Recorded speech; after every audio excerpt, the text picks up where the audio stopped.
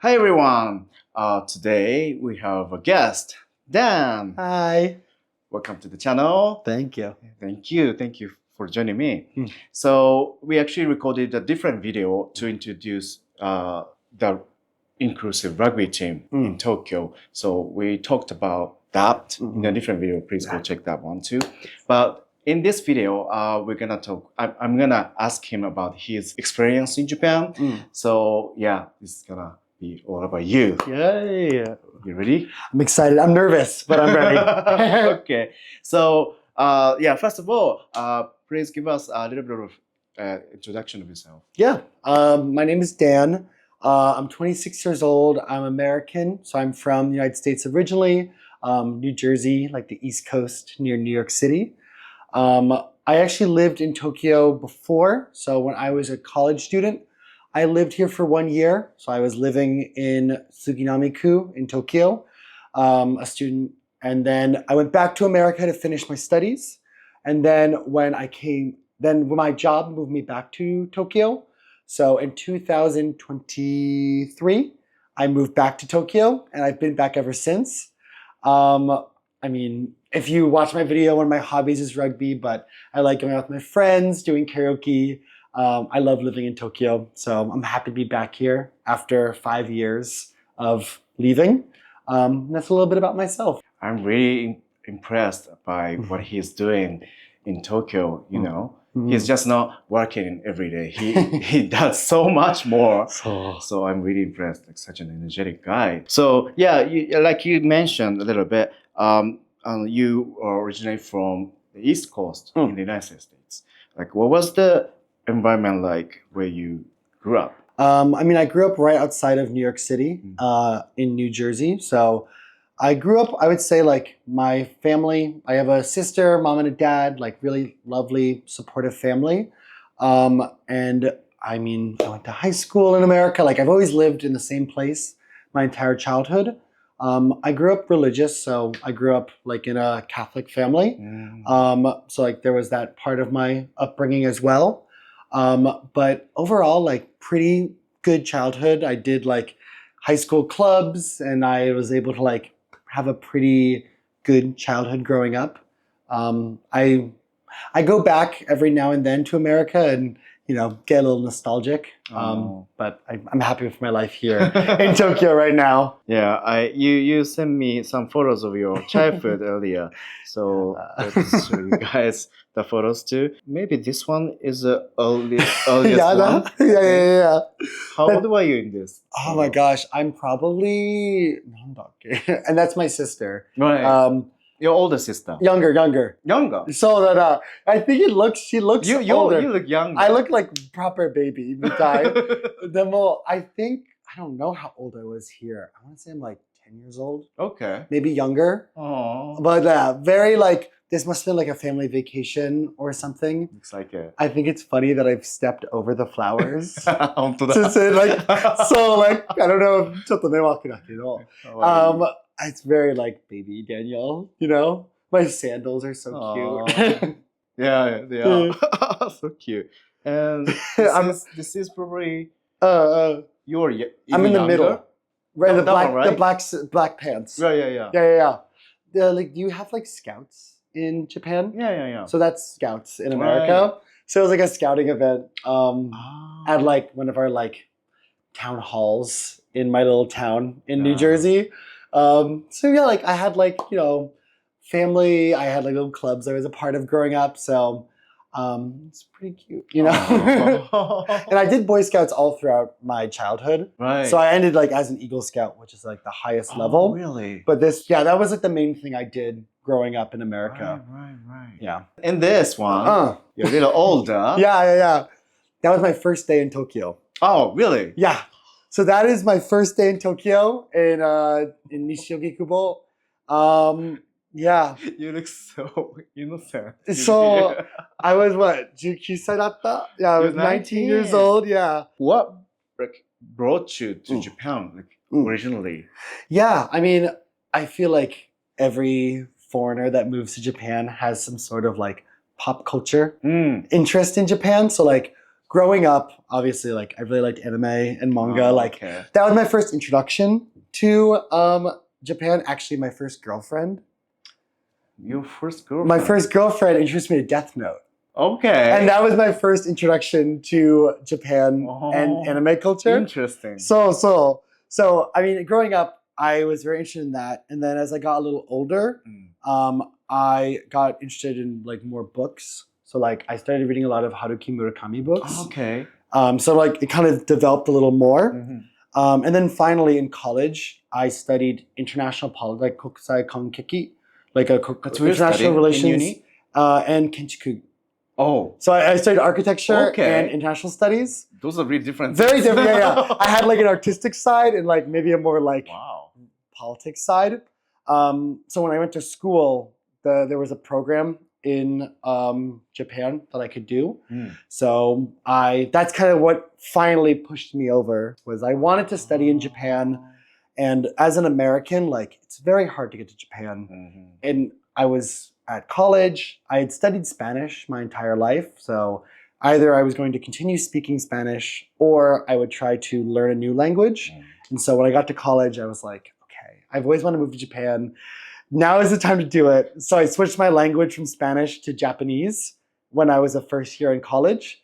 And then my second year of college, I went to study abroad in Japan. In your second year? Yeah. I was very lucky actually. Wow. Because if I did my third year, it would have been COVID. That's right. So I was like 2019. So I studied in Japan from 2018 to 2019. Right. So I was the last. I was the last like group of students that got to go for a full year. Yeah. My program when I went to school in America, the Japanese program was very new, so they wanted people to go to Japan early to like test out the program and like, you know, we hadn't actually sent somebody since like 2008. So like really? it was a very new program that they wanted to launch at my school. So I went sophomore year of college. So I was like chotto baby, like when I was living in Tokyo, like not even 20 years old yet. Oh yeah. Right, but you got lucky for the pandemic. Yeah. Yeah, very lucky because all of my friends went to study abroad the year I came back. And then they all got sent home like 3 weeks later. Right. So it was so sad. Wow. Yeah. Actually, I had friends that did the study abroad program and then they got sent back to America and they did it online. But Japan and America are so far apart. Yeah, right? They took class at like 4 a.m. Oh my goodness. So it became like a disaster, low-key. So I was very lucky that I got to take class It's a disaster. in Japan, thankfully. Yeah, Corona was chotto.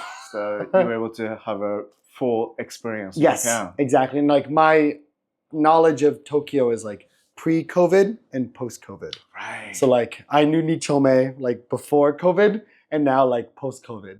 So it's very like there are parts of Tokyo that have changed. Yeah. And like some of my favorite restaurants and bars have closed down. That's right. So it was interesting to come back and see like, oh, things are still very similar, but like there are differences I've noticed. Wow. Such a weird timing. So right. And this is something more personal. About sexuality. You said you had a girlfriend before. Yeah. But how did you like start realizing about yourself? I knew that I was gay, or I knew I liked men for a very long time. I think like when I was younger and finding my sexuality, I knew it was men.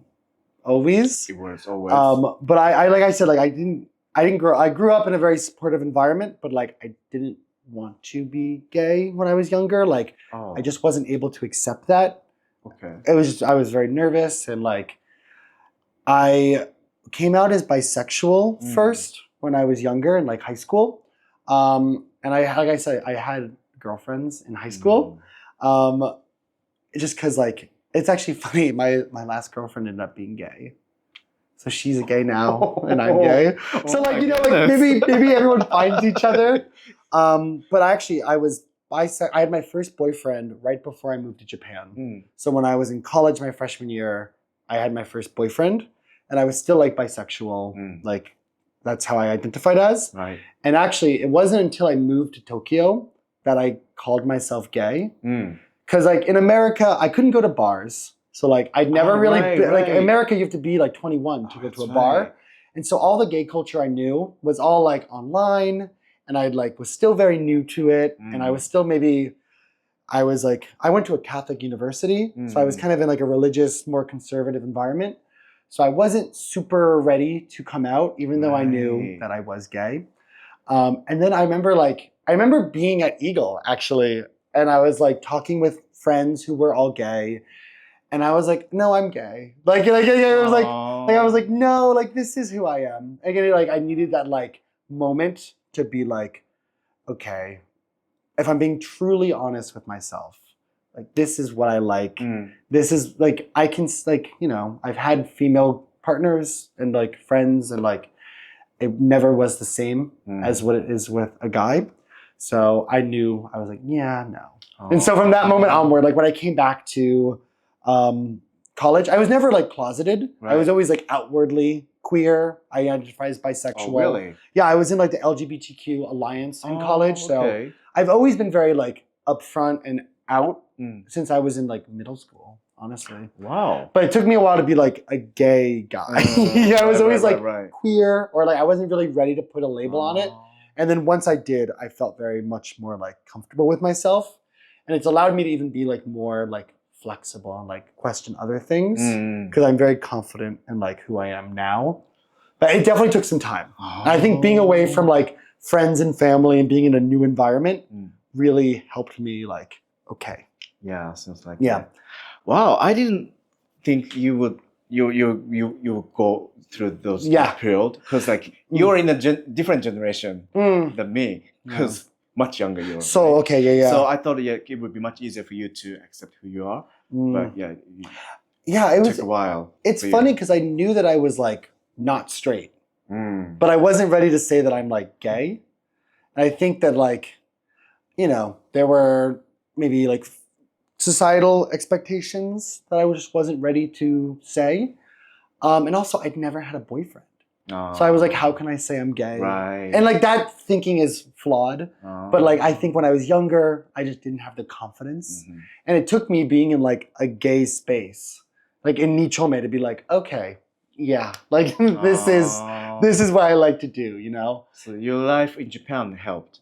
I think so, yeah. It really made me like get out of my comfort zone and go somewhere like completely new. It was the first time I had like a group of like gay guy friends. You know, like I'd always had like a good group of like mixed like genders and sexualities, but like I'd never had a group of like other gay men who I all hung out with. And the first time that happened in Ichome, I was like, I have a lot in common with these people, sexuality wise. And that really made me really happy, and like it just made it more obvious. And when I went back to America, I became more confident. Both as like a gay guy, but also just like as a guy in general. Like I felt more confident in my like gender, and I just felt like I knew a little bit more about myself, because I really like took myself out of my comfort zone, and I found a little more clarity. Yeah. Yeah, I guess like for most people, it's really scary to like know who you actually are, especially, you know, you're a minority. Yeah. Or anything. No, it's definitely like you're putting like a label on yourself. It's like, I'm different. And so like I knew I was different, but I wasn't really able to like shout it as loud as I wanted to, until I had that moment with myself of like, okay, this is who I actually am, and this is what feels the most right. Right. Yeah. So how did your family react to your like sexuality? Yeah, I would say like it was a little difficult in the beginning for them. I think actually they weren't really aware of bisexuality, or like really? I think that was actually harder. I think if I just come out as gay, it would have been easier. Because they were just looking for like an answer, and I was like, I couldn't really give them a clear answer, because I was not even confident in myself. So I could have done better coming out. They probably also could have maybe given me more grace, but I think after some time, like my parents have become extremely supportive. We have like a very close connection now, and like my sister is queer as well. So like we're actually like very like LGBTQ, very like LGBTQ centric family. So I would say like it took some time. Like I mentioned, I'm Catholic, so like I'm sure that also may have been a barrier of entry. for them to understand, but it's like I visit them, they visit me. They've met my ex-partners before. Oh, they did? Yes, so like they also that's are good. aware of that side of me. So Right. it's nice. You know, it's I'm very lucky and blessed to be able to have like a family that supports me in that regard. That's So really lovely. yeah, I'm very lucky, and I can acknowledge that kind of privilege that comes with that. Oh, yeah. Isn't that funny? Like you were surrounded by some queer people to begin with. Yeah. Literally, like I remember, like your sister, your ex-girlfriend. Yeah, I know. And my ex-girlfriend actually was very important in coming out. Oh yeah. Because I remember I was bisexual, she was bisexual, and she was like, "You're a horrible kisser." Oh, And I will said just that? say this: I have never been told I'm a horrible kisser, except by her, and I think I was a bad kisser because You weren't sure. and I don't think it was more. I wasn't connecting, but like since she was queer, like she taught me a lot about queer culture. Like we were both bisexual, Right. so like I think we both helped each other kind of understand our sexualities. Wow. And I've met her partner before, and like she's met my partners before, so she's one of those people I still keep in touch with. Right. And it's kind of nice. I always think that like when you're growing up, you find queer people, like almost like this is like a very like otaku, you know, like JoJo's like they always find the standard. Yeah. It's like guy with queer people. Right. Like all of my friends in high school, a lot of them ended up being queer, and we didn't know it, and we weren't out to each other. But then 5 years later, it's like, oh yeah, my boyfriend. I'm like, boyfriend? And like I know friends in Tokyo who are like, this is my friend from high school that is like either a super passionate ally or queer themselves. So I always feel like gay people like find each other. You know? I guess like there's still a situation where you take some time to get to know who you are, you know, who you really are. But I think like not easy access, but like, you get more support from the community, and maybe your families have a little bit more of better understanding about like sexuality, I think. Yeah. Right? There's definitely more ways to educate now versus maybe 10, 20 years ago. Yeah, especially in America. Yeah, for sure.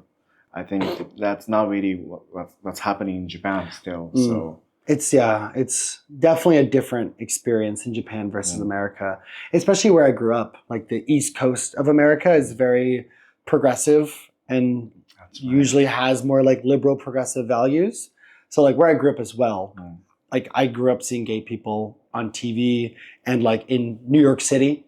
So like it was never a shock to me that queer people existed versus maybe some other people that grew up in more like rural environments where they maybe didn't know a gay person growing up. Right. It could be quite different like, in a different state, right? Totally. Right. Oh, well, that's a lovely story about your girlfriend, friends, family. All right. So did your impression of Japan changed after you came here, like compared to before you arrived? Yeah, definitely. I think most foreigners go through like what we call like a honeymoon period. So like the first 2 weeks are like so fun, and you're like, oh, everything's amazing and perfect, and then like responsibilities come at you, and it's not like a fantasy land. It's still like a real country. Right. So I think when I was a student, I lived a version of that because I had like a host family. So like they cooked meals for me, and that was where I lived. And I had college, so like I had friends, and like it was like a very like idealized version of Japan. Actually, when I moved 2 years ago, that's really I think when my impression changed. Because now I pay rent, I have taxes, I have responsibilities, a job. So that really has changed a lot. And like any country, like Japan has issues. Japan is changing all the time. So I think living here as a foreigner, or just living here as anybody who's like not from Tokyo, like you have an impression of a place. And then once you experience it, you can still love it and find amazing things in it. But it is a place. It's not like a fantasy world or like a theme park. So I think when I moved to Tokyo, I didn't know what to expect. And now that I've lived here for like collectively, I guess like 3 years, I feel like a little more like understanding of what the city has to offer and things like that. Yeah. Especially you're running the rugby team. So you meet a lot of like, international people and local Japanese people as well. So do you is there like time where you find really difficult to understand like culture or like people's like mindset or anything? Yeah, I mean, part of like one of the biggest struggles has been like going through a lot of the bureaucracy and like paperwork to make a thing like this happen. So like you have to go to the city hall and register, and then you have to go online and register, and then bring that registration back to city hall, and everything is in Japanese. And if you have too many letters in your name, like I was like, what was it? I was trying to register our team at the city hall, and I wanted to use a Yucho bank account, and they're like, "Oh, you need a hanko." Oh, that's. And I was like, "I have a hanko." They're like, "So, but like the Yucho is closed, so you can't do it." But I'm like, "It's a website." They're like, "No, you have to physically go to the bank, and the bank has to physically hanko it." And I was like, "What? Like, it's 2025. They don't have an online system." They're like, "Oh," and they're like. So I definitely, there's been a lot of culture shock moments. You know, I think patience is a virtue in Japan. You're not supposed to rush. And so like, as an American, I like to like go, go, go, go, go. And so I've definitely had to teach myself to slow down. Within the team, like we're an international team. So it's important to balance like international expectations with maybe Japanese expectations. Right. So like, I was talking about in our last video, like we don't want to be like super strict bukatsu. Like we want people to have a balance in their like daily lives and to treat the club like a social group, which maybe is a more like Western American concept. Yeah. But at the same time, like I do really like that there's a Japanese expectation to like take it very seriously. So I like to mix those two together. But there's definitely been some culture shock moments for me in Japan and like some difficulties navigating both in my personal life and then also with the brats as well. Oh, okay. I was actually talking to a friend because like even like talking in Japanese, like I can talk in Japanese fine. I find it so hard to like text in Japanese. You think? I don't want to sound like a robot. So I want to try to like make it fun. Right. And then my Japanese just doesn't make any sense. So like honestly, like I'll use like 9-mon messages. And whatever people send to me, I'll like write down as like a flashcard, as like a way to learn how to talk and like introduce, like, because I'd be like, "Konbanwa, genki desu ka?" Like so formal. Okay. And I feel like that, like sometimes it works, but I'll like wait to see what people message me and like save phrases that like make sense. Because like otherwise, I'm texting like a textbook. Like, would you like to get coffee on Thursday? It's like too like formal. Yeah, like hello, I love your hair. Nice to meet you. My name is Daniel. Like, so like that has also been difficult. Like trying to understand like how to be formal but not too formal. Like I've gotten to the point in my Japanese where I want to make it more personal and have a spin on it. Yeah. But also the way I speak English cannot be translated directly to Japanese. Yeah, it doesn't work. Difficult, right? Yeah, you have to build almost like a Japanese personality. That's a really universal thing. You know, when you speak a different language, right? Do you feel like you have a Japanese side and an English side? Like, definitely, yeah. Right? Okay. Especially I spent so many years with my partners and in a really English-speaking environment. So like some of my personality only works in English and not in Japanese. Like yes. Yeah, like some of the like isn't that interesting that like in English, especially in Western countries, you guys like often say "I love you" to your partner, right? Yeah. And in Japanese, in Japan, we don't really say that much. Yeah. If you do, it sounds quite Super intense. Serious. Yeah. 愛しています. Yeah, it's like an anime. Yeah, right. I even find like I like saying "anata" is like kind of weird. You don't really say. You don't say that, but in English, like to say like someone's name over and over and over again is so weird. I was at a party once and I tried to use kimi because I was like, maybe it'll be like more casual. And they were like, don't say that. That was really rude. And I was like, shoot. I was like trying something new and they're like I just met them like, oh, like kimi no shiratsu ga suki. And they're like, what? What? Why would you say that? It was like, I forgot your name. And also I thought that would make me sound cool. Right. It did not make me sound cool. Right. So, you know, I feel like part of learning a language means accepting that these mistakes are going to happen. Like I try, like when I'm with friends, like if I'm going to a new bar in Nichome or like anywhere in Tokyo, like I will put my best attempt on to like talk in Japanese, get some new words out, and like slowly the vocabulary builds. But it's a work in progress for sure. Yeah. This is probably something related to the team. But what do you enjoy doing the most in your life in Japan? I mean, obviously rugby is a big part of it. Like being the captain for the Surumi Brats is a huge part of my life. I love that. I will say, like, when I moved here, the first 6 months was just spent like trying to find friends and find community.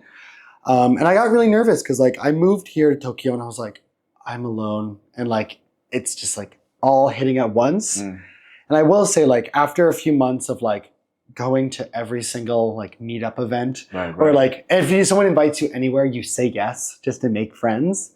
Like now, really, the best thing I do in Tokyo is get to spend time with my friends and like these people I've met throughout the city. Like by far, like that was the turning point for me, where I was like, I can live here. Was when I made like these people that I wanted to spend time with. So like I would say like the Brats is part of that. Like that's a group of people that has become really like near and dear to my heart. But even within that, like I have a number of different friend groups that I'm so lucky to have like met in Tokyo. And like, like, when you're like, ooh, like I get to hang out with somebody on Friday, like that, like waku feeling when you know you're going to see somebody. So that's really been like the nicest thing in Tokyo, is like finding a community and finding people to share that with. So that's been really cool. So what challenges would you like to take on in the future? I mean, personally, I want to get my Japanese to a level where it's like near fluent. I wish we could, I want to get better so that we can do this interview again fully in Japanese. So I think that's definitely like my big personal journey. And then also like, I want to think how I can, take these passions I have, like rugby, meeting people, and like make that more part of my life here. Like I have a job in Tokyo, it's lovely, but like I have this passion for rugby and things like that. So like, how can I make that a more central part of my life?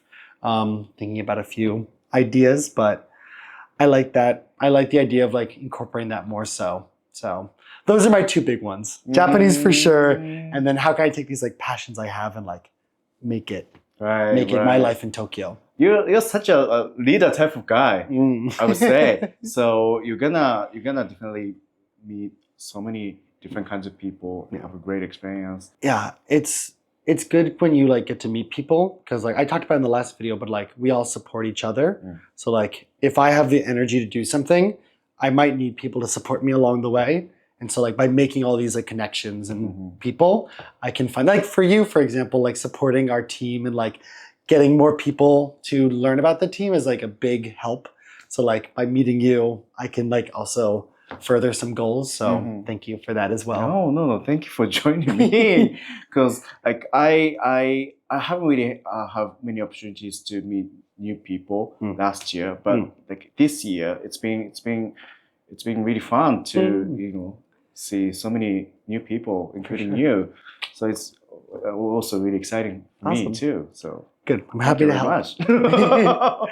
All right. So this is gonna be the end of this video. So thank you very much for joining me today. Thank you. So please leave some comments if you want to ask anything to Daniel. Awesome. Thank you for watching. It was lovely to have this interview. Oh, thank you very much. Thanks. All right. Thank you for watching. I will see you guys in the next video. So bye. Bye-bye.